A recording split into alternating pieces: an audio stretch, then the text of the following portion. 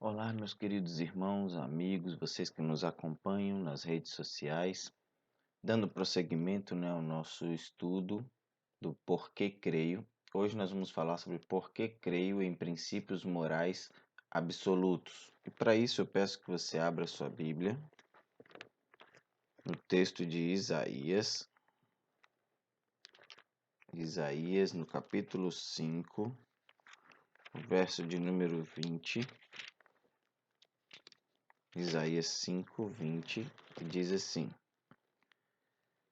Ai dos que chamam ao mal bem e ao bem mal, que fazem das trevas luz e da luz trevas, do amargo doce e do doce amargo. Neste mundo pós-moderno em que vivemos, na atualidade, até um simples exame superficial da realidade revelará a enorme decadência e desintegração dos padrões morais que nós tanto zelamos, tanto prezamos. Isso se torna evidente em todo lugar, conforme apresenta o Dr. Carl F. Henry. Ele diz o seguinte: um fulgor de sinais de angústia adorna todo o campo da conduta humana. A milenar defesa que o cristianismo tem armado contra o paganismo está se enfraquecendo diante dos assaltos da iniquidade.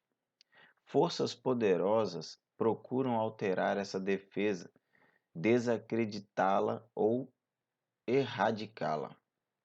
Como resultado, a força das lealdades cristãs protege cada vez menos a conduta do homem. A formalidade moral em quase todas as partes se detém indecisamente nas encruzilhadas em que se encontram os caminhos cristãos com os caminhos pagãos. Diante disso, então, meus irmãos, nós percebemos que este declínio moral da nossa sociedade há várias décadas vem descendo a profundidades alarmantes.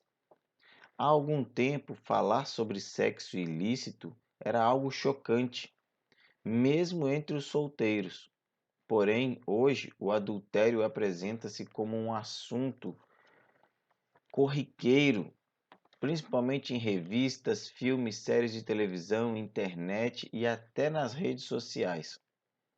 Neste quadro, o homossexualismo também vem ganhando espaços cada vez maior. Todavia, o que chama mais a atenção é o aumento exponencial da sensualidade e a sexualização das crianças, e principalmente de mulheres, por roupas e fotos publicadas na internet. Nem preciso falar do aumento da bestialidade, pornografia, pedofilia, agressões e violências contra mulheres e grupos étnicos. Segundo D. James Kennedy, nossa nação parece ter sido acometida de paralisia moral. Por consequência dessa paralisia moral, o Dr. Carl F. Henry faz o comentário de que nesta presente confissão de opiniões, onde cada pessoa afirma sua própria verdade, nenhuma pessoa na modernidade está convencida da validade de um postulado moral. Assim, o homem atual se mostra incapaz de formular claramente qualquer questão de dever. Acontece que estamos constantemente expostos a diversos sistemas éticos naturais, sistemas éticos morais. Infelizmente, poucas pessoas conseguem enxergar com clareza esses sistemas e o que eles são na realidade. Confundidas por esses muitos sistemas, as pessoas ficam sem saber como reagir diante deles. Algo que precisamos ter bem claro é que qualquer tipo de mídia tem seus pressupostos éticos retirados do meio de uma enorme variedade de sistemas. O que nos preocupa é que, infelizmente, muitos cristãos simplesmente não querem ver, não se interessam em conhecer e muito menos se incomodam com esses sistemas éticos difundidos por essas mídias e se tornam totalmente incapazes de enfrentar a imoralidade baseada em fundamentos falsos que inundam nossa sociedade. D. James Kennedy apresenta o seguinte argumento em relação a este assunto: tudo o que fazemos se baseia sobre alguma pressuposição ética moral. Eu receio que a maioria de nós opera sobre conceitos muito confusos sobre o que realmente somos. Portanto, se faz importante conhecermos, mesmo que superficialmente, alguns dos muitos sistemas éticos cristãos, muitos sistemas éticos sobre os quais o mundo não regenerado e, infelizmente, muitos cristãos, sem o saber, estão baseando sua vida. No campo da ética especulativa, existem duas grandes divisões. Primeiro, naturalismo. Essa é a primeira que nós vamos falar aqui. O naturalismo, meus irmãos, ele apresenta a premissa de que o homem é só matéria. Rejeita a distinção fato-valor. Abrange qualquer redução de propriedades éticas, como bondade, para propriedades não éticas. O naturalismo é comparado a um animal complexo, em que seu bem-estar envolve um ajustamento do universo físico em que ele existe. Todos os sistemas éticos partem deste pressuposto. Então, este é o mais difundido, é o mais falado, o mais anunciado, é o naturalismo. Depois nós temos ainda o idealismo. O idealismo parte de uma premissa totalmente oposta à do naturalismo. Na filosofia, o idealismo é o grupo de filosofias metafísicas que afirmam que a realidade ou a realidade como os humanos podem conhecê-la é fundamentalmente mentalmente construída ou imaterial. Para você poder entender um pouco disso que eu estou falando, eu sugiro você assistir o filme Matrix. Ele trata exatamente dessa questão do idealismo. No idealismo existe uma realidade básica e material, uma realidade espiritual pré-existente à matéria e muito mais importante do que ela. Partindo dessa base idealística, surgiram diversos sistemas racionalistas, tais como os sistemas de Platão, Sócrates e outros, e todos os sistemas panteístas. Partindo dessas duas principais divisões, surgem então outros vários sistemas éticos. E aí nós temos o pragmatismo, que vem de dentro do idealismo, que, segundo essa doutrina metafísica, o sentido de uma ideia corresponde ao conjunto dos seus desdobramentos práticos. O pragmatismo, ele se aproxima do sentido popular, segundo o qual, presta atenção nisso, segundo o qual um sujeito pragmático é aquele que tem o hábito mental de reduzir o sentido dos fenômenos à avaliação de seus aspectos úteis, necessários, limitando a especulação aos efeitos práticos de valor utilitário do pensamento. Um exemplo é se um ladrão de bancos pode ser bem-sucedido, mas isso não significa que roubar bancos é uma coisa boa, é bom. Então, mesmo que o ladrão seja bem-sucedido, isso não significa que roubar bancos é algo bom. Segunda subdivisão que nós encontramos dentro do idealismo é o egoísmo. O egoísmo ético é a visão de que cada um de nós deve persuadir nosso próprio interesse e ninguém tem a obrigação de promover os interesses de qualquer outra pessoa. É, portanto, uma teoria normativa ou prescritiva. Preocupa-se com o que devemos, preocupa-se com o como devemos nos comportar.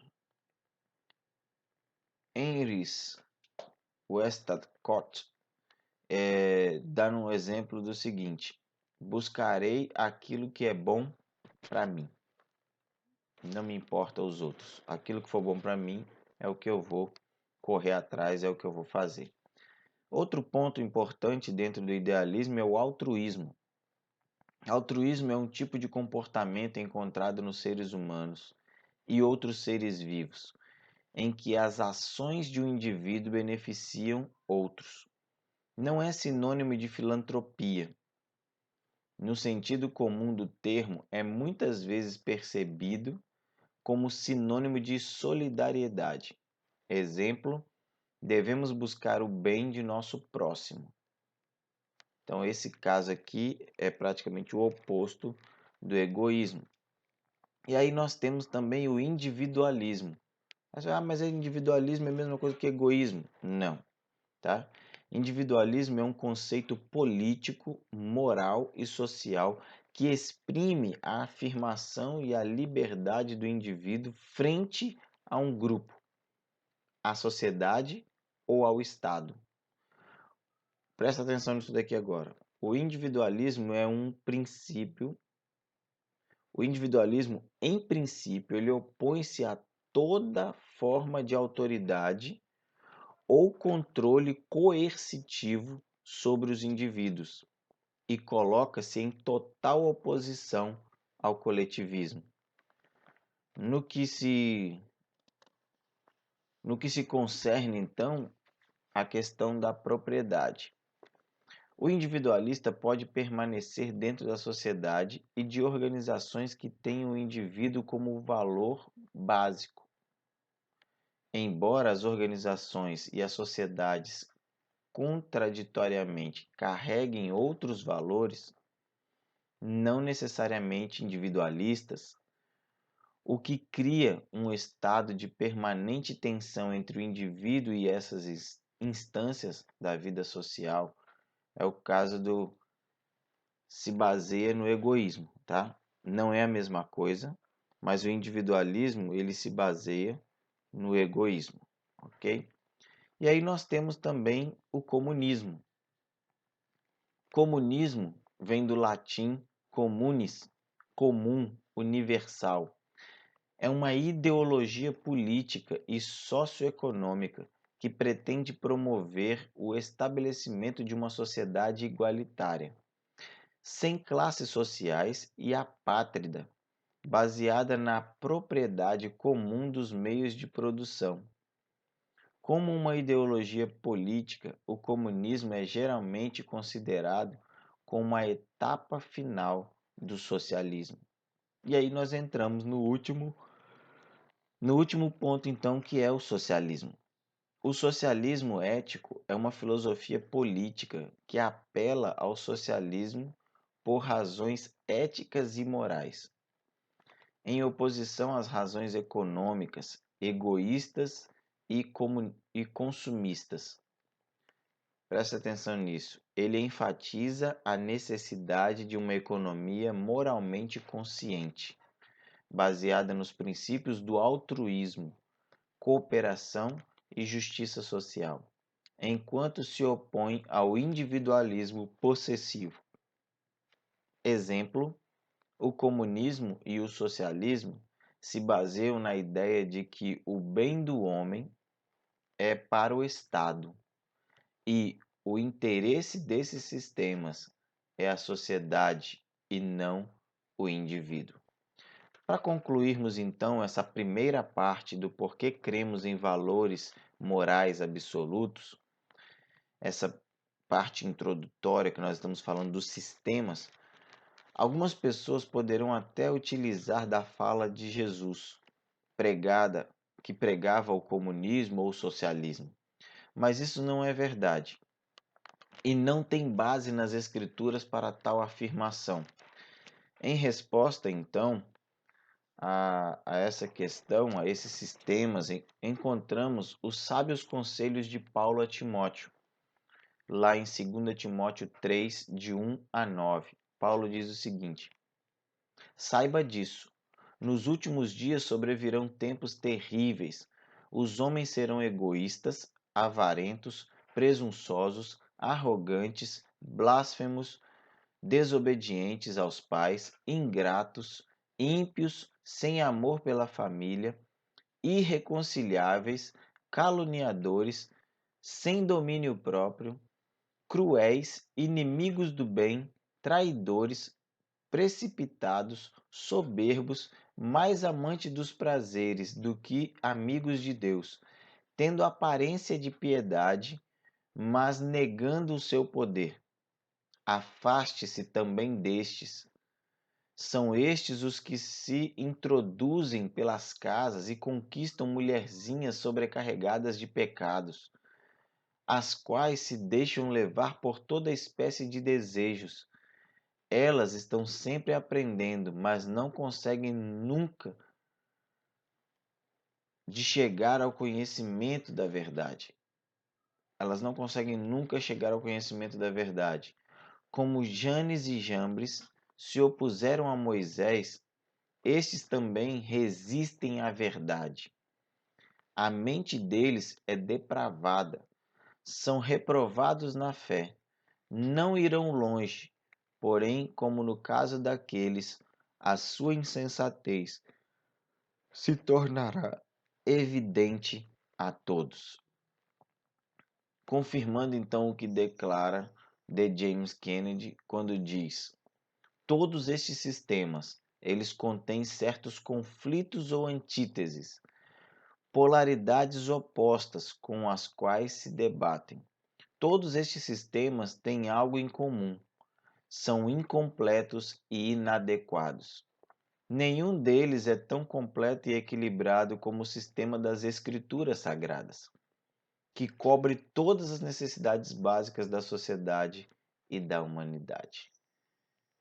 Que Deus abençoe você. Esta é apenas uma questão introdutória. Nós voltaremos nesse assunto depois, num outro vídeo, falando, né, sobre princípios, por que cremos em princípios morais absolutos, mas agora dentro de uma questão bíblica, tá bom? Que Deus abençoe a sua vida e aguarde-nos no próximo vídeo.